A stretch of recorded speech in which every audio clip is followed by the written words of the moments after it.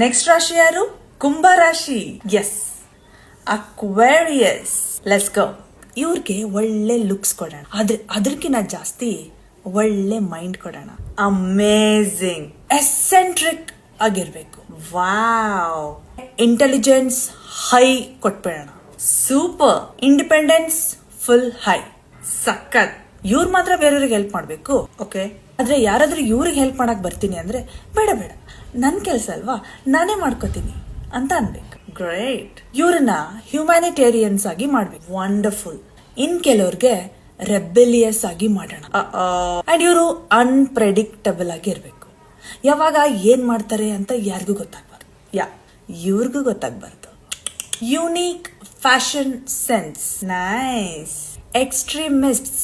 Emotionally detached. ಅದು ಹೊರಗಡೆಯಿಂದ ಕಾಣಿಸ್ಬೇಕು, ಒಳಗಡೆಯಿಂದ ಡೀಪ್ಲಿ ಇಮೋಷನಲ್ ಆಗಿರ್ಬೇಕು. ಹಗ್ಲೊತ್ತೆಲ್ಲ ಕೆಲಸ ಮಾಡ್ಬೇಕು, ರಾತ್ರಿ ಹೊತ್ತೆಲ್ಲ ಬರೀ ಈ ವರ್ಲ್ಡ್ ಯಾಕೆ ಹಿಂಗಿದೆ, ಈ ಗ್ಯಾಲಕ್ಸಿಯಲ್ಲಿ ಇನ್ನೇನ್ ಇರ್ಬೋದು, ನಾಸಾ ಅವರು ಎಷ್ಟು ಎಕ್ಸ್ಪ್ಲೋರ್ ಮಾಡಿದ್ದಾರೆ, ಈ ತರ ಎಲ್ಲ ಥಿಂಕ್ ಮಾಡ್ತಾ ಇರ್ಬೇಕು. ಸೂಪರ್. ಸ್ವಲ್ಪ ಮಿಸ್ಟ್ರಿ ಹಾಕ್ಬೇಕು. ಆಕ್ಚುಲಿ ತುಂಬಾ ಹಾಕೋಣ, ಸ್ವಲ್ಪ ಜಾಸ್ತಿ, ಓಕೆ? ಅವರ ಬಾಡಿ ಇಲ್ಲಿರ್ಬೇಕು, ಮೈಂಡ್ ಮಾತ್ರ ಗ್ಯಾಲಕ್ಸಿ ಆಚೆ ಇರ್ಬೇಕು.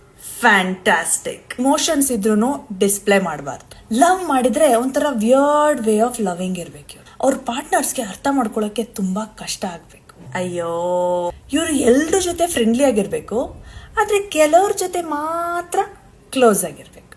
ಸೂಪರ್. ಇವರ tagline, I am not just rare, I am a master piece.